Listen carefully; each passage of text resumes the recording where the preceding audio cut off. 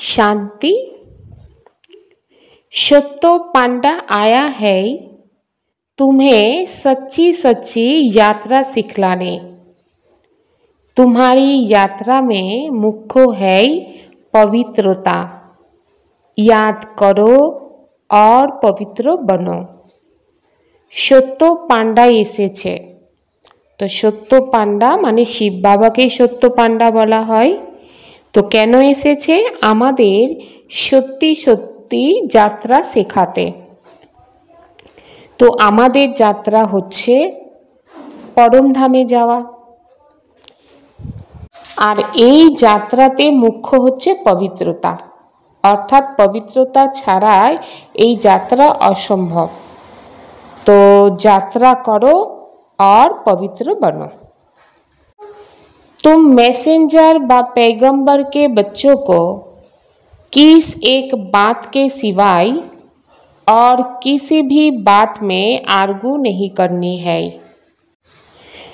তোমরা মেসেঞ্জার বা पैगंबरेर বাচ্চা কোন কথা ছাড়া অন্য কথার মধ্যে গিয়ে তর্ক করবে না।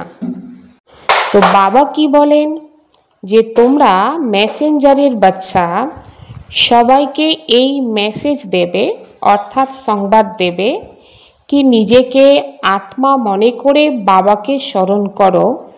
তো এই যে যোগের অগ্নি, এই অগ্নির মাধ্যমে তোমাদের বিকর্ম বিনাশ হবে, এই চিন্তা রাখো।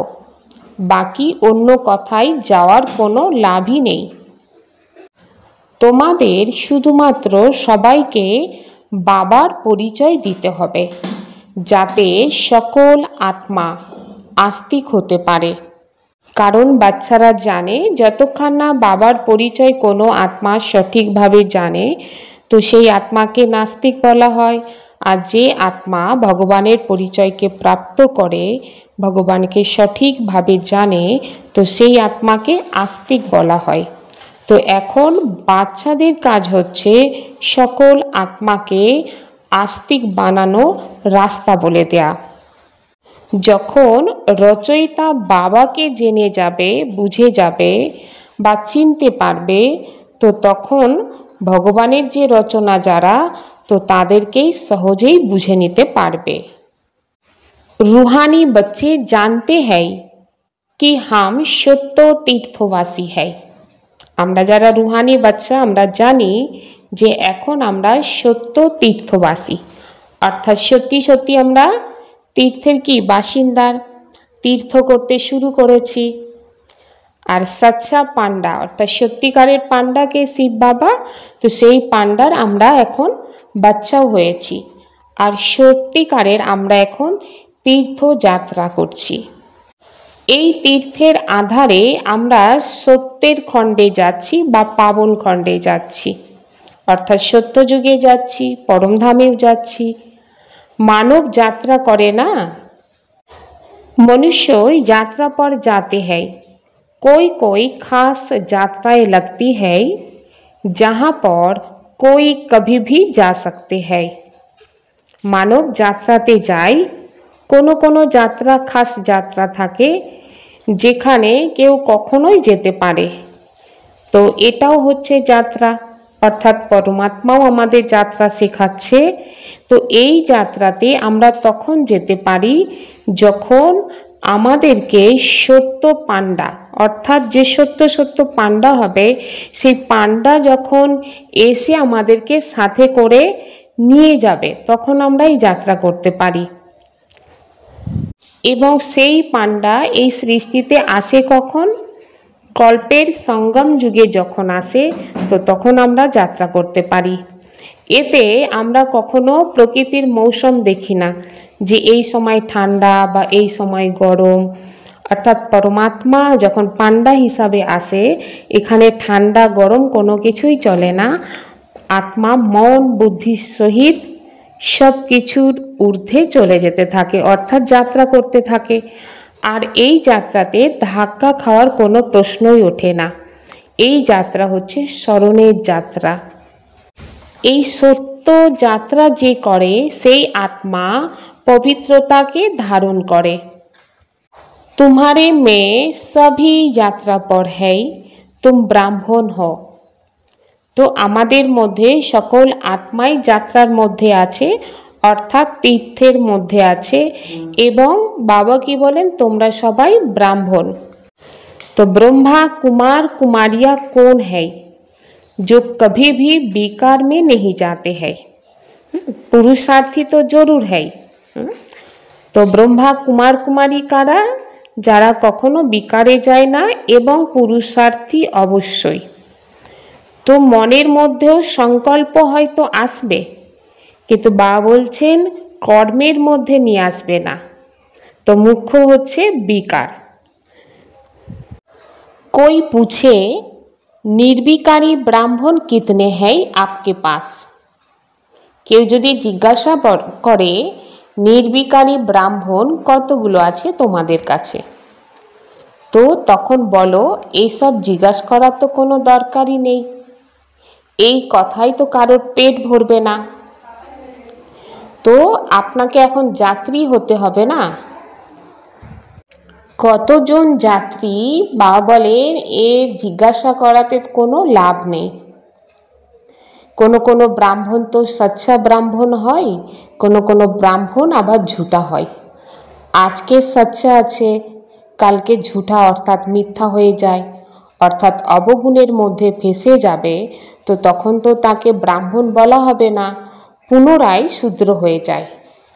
আজকের প্রতিজ্ঞা করে কালকের অবগুণের মধ্যে ফেসে অসুর হয়ে যায়। এতে পেট তো কারোর ভরবে না বা মুখ মিষ্টি হবে। তো সব কিছু নির্ভর করছে বাবার স্মরণের যাত্রার উপর। यहाँ बाप की याद सिखाई जाती है और पवित्रता है मुख्य। এখানে বাবার স্মরণ শেখানো হয় আর পবিত্রতা হচ্ছে মুখ্য জিনিস। बहुत बच्चे हैं मायार तूफान लगने से गिर पड़ते हैं। অনেক বাচ্চা আছে মায়ার তুফান আসার সাথে সাথে পড়ে যায়। আমরা তো पैगम्बरेर বাচ্চা पैगम দিয়ে থাকি, মেসেঞ্জারের বাচ্চা মেসেজ দিয়ে থাকি। কি মেসেজ দিয়ে থাকি? যে পরমাত্মা এসে বলছেন নিজেকে আত্মা নিশ্চয় করে পরমাত্মা বাবাকে স্মরণ করো। তো তাহলে এই যে যোগ অগ্নি, এই অগ্নির আধারে আত্মার জন্ম জন্মান্তরের বিকর্ম বিনাশ হবে। তো এই কথা ছাড়া অন্য কথার মধ্যে যাওয়ার কোনো লাভই নেই। कोई को शराब आदि की आदत होती है, तो तीर्थों पर जाएंगे तो शराब अथवा बीड़ी की जिनको आदत होगी वह उसके बिगड़ रह नहीं सकेंगे। छिपा कर भी पीते हैं। कोनो कोनो आत्मार अभ्यास थाके शराब आदि बीड़ी आदि तीर्थ आदि যাওয়ার পরেও দেখা যায় সেই জিনিসগুলোকে সাথে করে নিয়ে যায় এবং লুকিয়ে সেগুলোকে ব্যবহার করে। তো অনেক আত্মা থাকে যে সত্য বলে না, তো লুকাতে থাকে। বাবা বাচ্চাদের যুক্তি বলতে থাকে, কিভাবে যুক্তি দিয়ে জবাব দেবে আর এক বাবার পরিচয় দেবে যাতে মানব আস্তিক হয়ে যাবে। তো প্রথমত বাবার পরিচয় দিতে হবে। বাকি কেউ যদি ফালতু প্রশ্ন আদি জিজ্ঞাসা করে তো বাবা কি বলেন সেই কথার বিস্তারে যাওয়ার দরকারই নেই। बाप कहते हैं अपने को आत्मा समझ मुझे याद करो, ये अंतिम जन्म पवित्र बनो। বাবা বলছেন নিজেকে আত্মা নিশ্চয় করে আমাকে স্মরণ করো আর এই অন্তিম জন্মে পবিত্র হও। আর যে আত্মা পবিত্র হয় না তো সেই আত্মাকে ব্রাহ্মণ বলা যাবে না, সেই আত্মা হচ্ছে শূদ্র। এটা হচ্ছে লড়াইয়ের ময়দান, ঝাড় বাড়তে থাকবে এবং সেই ঝাড়ে তুফানও লাগবে, অনেক পাতা নিচে পড়ে যাবে। কেউ কি বসে বসে গুনতি করবে যে কতজন ব্রাহ্মণ আছে আর কতজন ব্রাহ্মণ ঝরে পড়ে গিয়েছে?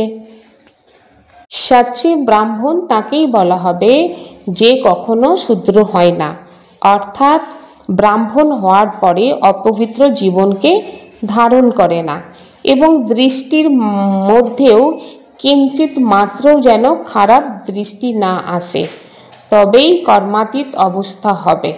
আর এই কর্মাতীত অবস্থা হচ্ছে অনেক উঁচু।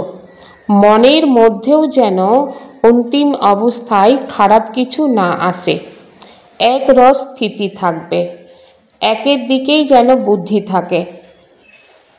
এই সময় তো সকল আত্মা পুরুষার্থী। আর মুখ্য হচ্ছে দৃষ্টির কথা, দৃষ্টির মধ্যে যেন ক্রিমিনাল দৃষ্টি না আসে। हम आत्मा है, ईश्वरी द्वारा पाठ बजाते ये पक्का অভ্যাস चाहिए। আমি আত্মা এই শরীরের মাধ্যমে পাঠ বাজাচ্ছি, এটা যেন পাক্কা অভ্যাস চাই। आगे चल तुमको फीलिंग्स आएगी, समझते जाएंगे। अभी तो झाड़ बहुत छोटा है, तूफान लगते हैं तो पत्ते गिर पड़ते हैं, जो कच्चे हैं ना वह गिर पड़ते। और हर एक अपने से पूछे मेरी अवस्था कहाँ तक है। समय যত এগিয়ে আসবে, ঝাড় ছোট হতে, এখন তো ঝাড় ছোট, তো তুফান তো আসতেই থাকবে, পাতা অনেক ঝরে পড়বে এবং যে বাচ্চা কাঁচা হবে না সে তো আগেই ঝরে পড়বে। তো প্রত্যেকে যেন নিজেকে জিজ্ঞাসা করে আমার অবস্থা কতখানি, অর্থাৎ আমি পরিপক্ক অবস্থায় এসেছি। আর যদি পরিপক্ক না হয়, কাঁচা অবস্থা থাকলে ঝরে পড়বে। দেখতে হবে, তো কি দেখতে হবে, যে কতখানি আমি বাবা শ্রীমতে চলছি। কারণ বেহদের বাবা এসেছেন আমাদেরকে সুখ দেওয়ার জন্য, তো বাবা শ্রীমতে চলবো, তবেই কিন্তু সুখের অনুভব করতে পারবো। দুনিয়ার মতে রাবণের মতে চলবো আর কি বলবো, বাবার তো হয়েছি, সুখের অনুভব হচ্ছে না, বাবা আমাকে কিছু দিচ্ছে না। আগে ভালো করে যাচাই করতে হবে, রাবণের মতকে পরিপূর্ণভাবে ছেড়েছি অর্থাৎ ত্যাগ করেছি, আর বাবা শ্রীমতকে খুব ভালো করে জীবনে ধারণ করেছি। কারণ শ্রীমতই সুখের অনুভব করাবে। রাবণের মত যতক্ষণ নিজের জীবনে থাকবে সে কিন্তু প্রতিটা পদক্ষেপে দুঃখ অনুভব করাবে। সেই জন্য বাবাকে দোষ দেওয়ার আগে বাচ্চাদের নিজেদের চেকিং করতে হবে যে আমি কতখানি শ্রীমতকে ধারণ করেছি, তবেই কিন্তু সুখের অনুভব হবে। ভারত প্রথমে পাবন ছিল, এখন পতিত হয়েছে। কলিযুগ ছিল তো সত্যযুগ হবে, মানে কলিযুগ আছে এবার সত্যযুগ আসবে। बाप पढ़ा रहे हैं ये समझानी बुद्धि में रहनी चाहिए। বাবা পড়াচ্ছে এই বোঝা বুদ্ধিতে থাকতে হবে। এটা কোনো মুশকিল কথা নয়, কিন্তু মায়া কি করে ভুলিয়ে দেয়, আর ভুলিয়ে দেওয়ার কারণে বাচ্চারা বিকর্ম করে ফেলে। তো আধা কল্প ধরে বিকর্ম করার অভ্যাস হয়েই আছে। তো এই অভ্যাসকে বলা হয় আসুরি অভ্যাস। এই সঙ্গম যুগে এই আসুরি অভ্যাসকে মিটিয়ে ফেলতে হবে আর দৈবিক অভ্যাসকে জীবনে ধারণ করতে হবে, তারই আধারে কর্মাতীত অবস্থা প্রাপ্ত করবে।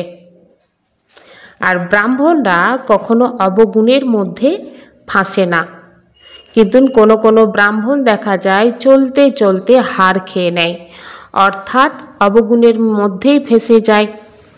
তো ওই অবগুণ থেকে মুক্ত থাকার জন্য যখন থেকেই ব্রাহ্মণ হয়েছ, তো তখন থেকে নিরন্তর বাবার ইয়াদের অভ্যাস করো। তো তাহলে দেখা যাবে যে মায়া বা বিঘ্ন আসলে সেটাকে ধরতে পারবে এবং নিজেকে কন্ট্রোলের মধ্যে রাখতে পারবে। শাস্ত্রের মধ্যে মানব দেখিয়েছে যে দেবতা আর অসুরের লড়াই লেগেছিল।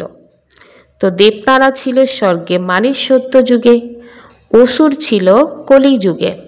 তাহলে দুজনের দেখাই বা কিভাবে হলো আর যুদ্ধ কিভাবে হলো? তো আসলে বাবা কি বলেন, ব্রাহ্মণ আর বিকারের যুদ্ধ চলতে থাকে। তো তো ব্রাহ্মণরা যখন অবগুণের মধ্যে ফেঁসে যায়, আবার কখনো কখনো দেখা যায় ব্রাহ্মণ অবগুণের ওপর বিজয় প্রাপ্ত করে নেয়, তো তখন জগৎ জিত হয়ে যায়। অনেক প্রকারের বিঘ্ন বা পরিস্থিতি আসে, মায়ার তুফান আসে, কিন্তু এর মধ্যে মূল জিনিসটা হচ্ছে পবিত্রতা। এই পবিত্রতাকে ধারণ করবে তো জগৎ জিত হয়ে যাবে।